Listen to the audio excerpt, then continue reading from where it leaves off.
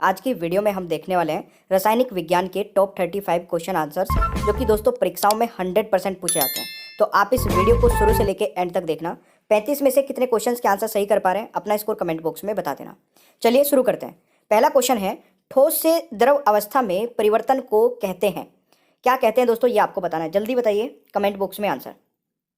दोस्तों सही उत्तर रहेगा, ठोस से द्रव अवस्था में परिवर्तन को कहते हैं संलयन, यानी कि राइट आंसर इज बी। याद रखिएगा भाई। दूसरा क्वेश्चन आता है, निम्नलिखित में से कौन एक ठोस का उदाहरण नहीं है। तो जल्दी से कमेंट बॉक्स में आंसर बताइए इस क्वेश्चन का भी। दोस्तों इनमें से जो शहद है वो एक ठोस का उदाहरण नहीं है, यानी कि डी राइट आंसर हो जाएगा। क्वेश्चन नंबर 3 आता है, किस तापमान पर पानी का घनत्व अधिकतम होता है। मेरे प्यारे दोस्तों, किस तापमान पर पानी का घनत्व अधिकतम होता है, तो राइट आंसर रहेगा 4 डिग्री सेल्सियस पर, यानी कि बी राइट आंसर हो जाएगा।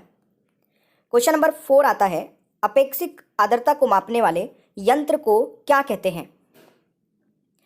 दोस्तों आर्द्रता को मापने वाले यंत्र को कहते हैं हाइग्रोमीटर, यानी कि सी राइट आंसर रहेगा क्वेश्चन नंबर 4 का सही उत्तर। पांचवा क्वेश्चन है, जल के लिए वाष्पन की गुप्त ऊष्मा कितनी है। इस क्वेश्चन का दोस्तों राइट आंसर रहेगा 540 कैलोरीग्राम, यानी कि ऑप्शन हो जाएगा सी राइट आंसर। छठा क्वेश्चन है, एक निश्चित ताप पर वाष्प का द्रव में बदलना क्या कहलाता है। वाष्प का द्रव में बदलना दोस्तों कहलाता है क्या। बिल्कुल सही है, हिमीकरण, यानी कि right answer is option B. ये भी काफी इंपॉर्टेंट क्वेश्चन हो सकता है। अगला क्वेश्चन आता है, 0 डिग्री सेल्सियस पर जल की भौतिक अवस्था क्या होती है। तो मेरे प्यारे दोस्तों 0 डिग्री सेल्सियस पर जल की भौतिक अवस्था ठोस और द्रव होती है, यानी कि सी राइट आंसर रहेगा दोस्तों 7वें क्वेश्चन का सही उत्तर। अगला क्वेश्चन आता है, शीतलता का कारण है। तो क्या कारण होता है दोस्तों, राइट आंसर इज वाष्पीकरण, यानी कि ऑप्शन हो जाएगा सी राइट आंसर। अगला क्वेश्चन आता है, तापमान के बढ़ने से पदार्थ के कणों की गति होती है। तो क्या होती है दोस्तों, इस क्वेश्चन का राइट आंसर क्या रहेगा, बढ़ती है, घटती है, शून्य हो जाती है। तो राइट आंसर इज बढ़ती है, यानी कि ऑप्शन ए राइट आंसर हो जाएगा। दोस्तों अगला क्वेश्चन काफी इंपॉर्टेंट है, ध्यान से सोच समझ के आंसर करना। जब बर्फ पानी में तैरता है तब इसके आयतन का कौन सा भाग पानी के ऊपर रहता है। देखिए पूरा का पूरा बर्फ जो होता है दोस्तों वो ऊपर की तरफ नहीं दिखाई देता, यानी कि अगर हमारा पानी ये है तो इसके ऊपर बर्फ ऐसे नहीं तैरेगा। इसमें कितना परसेंट या फिर कितना भाग अंदर होता है, कितना भाग बाहर होता है, ये आपसे पूछा गया क्वेश्चन में। तो राइट आंसर रहेगा दोस्तों 1/10, यानी कि केवल 10वें भाग का एक हिस्सा ही बाहर दिखता है पूरे बर्फ का, यानी कि पूरा बर्फ अंदर रहता है। तो ये आपको याद रखना है। 11वां क्वेश्चन आता है, गर्म करने पर विचलन की दर खालिस्तान होती है। तो क्या होगी दोस्तों, राइट आंसर इज गर्म करने पर विचलन की दर दोस्तों तेज होती है, यानी कि बी राइट आंसर हो जाएगा। अगला क्वेश्चन आता है, निम्नलिखित में से कौन एक गैस का गुण नहीं है। निम्नलिखित में से कौन एक गैस का गुण नहीं है, तो राइट आंसर क्या रहेगा दोस्तों, राइट आंसर रहेगा इसका आकार निश्चित होता है, ये इसका एक गुण नहीं है। तो राइट आंसर दोस्तों यहाँ पर सी हो जाएगा। ठीक है, बाकी ये सारे इसके गुण है दोस्तों, ये आपका रखना है। अगला क्वेश्चन आता है, वस्तु का तापमान बढ़ने से निम्न में से क्या नहीं होता है। क्या नहीं होता है दोस्तों, ये आपको आंसर लगाना है। तो जल्दी बताइए। देखिए मेरे प्यारे दोस्तों, वस्तु का अगर हम तापमान बढ़ाते हैं, वस्तु की गति ऊर्जा बढ़ जाती है, तो ये नहीं होता है। तो right answer is option A, ये आपका रखना है। बाकी ये तीनों करेक्ट है। अगला क्वेश्चन आता है, 0 डिग्री सेल्सियस का मान केल्विन में कितना होता है। तो राइट आंसर दोस्तों क्या रहेगा, 273.16 केल्विन, यानी कि राइट आंसर दोस्तों बी हो जाएगा क्वेश्चन नंबर 14 का सही उत्तर। क्वेश्चन नंबर 15 है, निम्नलिखित में से कौन ऊर्ध्वपातन कर सकता है। तो इस क्वेश्चन का राइट आंसर क्या रहेगा दोस्तों, सही उत्तर रहेगा इनमें से सभी, यानी कि डी राइट आंसर, ये आपको याद रखना है। अगला क्वेश्चन आता है, क्वथनांक से कम तापमान पर द्रव के वाष्प में बदलने की प्रक्रिया को क्या कहते हैं।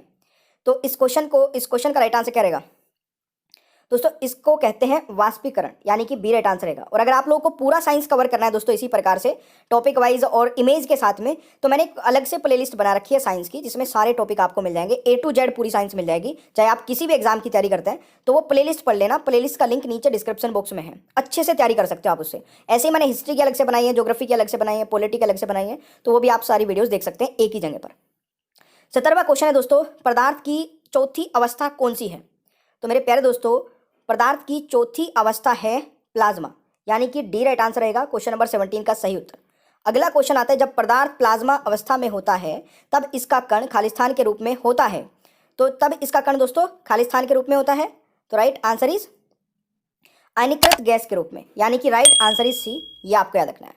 नेक्स्ट क्वेश्चन, निश्चित ताप पर द्रव का ठोस में बदलना क्या कहलाता है।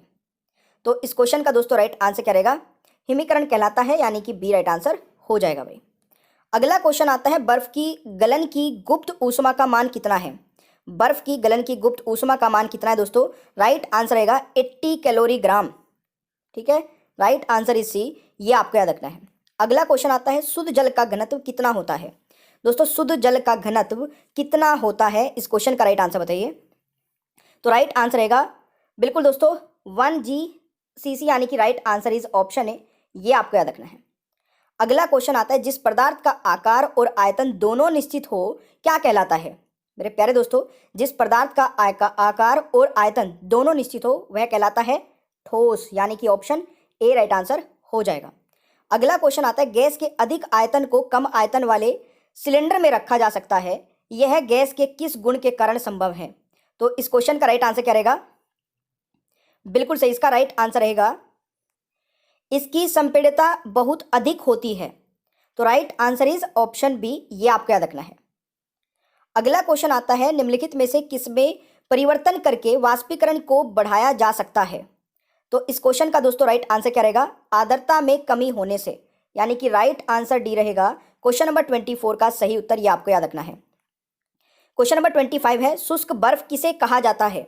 शुष्क बर्फ किसे कहा जाता है मेरे प्यारे दोस्तों, राइट आंसर रहेगा ठोस कार्बन डाइऑक्साइड को, यानी कि ऑप्शन बी राइट आंसर हो जाएगा। शुष्क बर्फ किसे कहा जाता है, ठोस कार्बन डाइऑक्साइड को। यह आपको याद रखना है। 26 है, अवस्था परिवर्तन के प्रक्रिया में क्या समान रहता है। अवस्था परिवर्तन के प्रक्रिया में क्या समान रहता है। तो राइट आंसर क्या रहेगा दोस्तों, तापमान, यानी कि राइट आंसर इज बी। तो ये आपको याद रखना है। क्वेश्चन नंबर 27 है, गैस को द्रव में बदला जा सकता है। गैस को द्रव में बदला जा सकता है दोस्तों। तो राइट आंसर क्या रहेगा, दाब बढ़ाकर और तापमान घटाकर, यानी कि राइट आंसर दोस्तों ऑप्शन सी हो जाएगा। ये आपको याद रखना है। दोस्तों अगला क्वेश्चन आता है, खालिस्तान बदलकर हम पदार्थ को एक अवस्था से दूसरी अवस्था में बदल सकते हैं।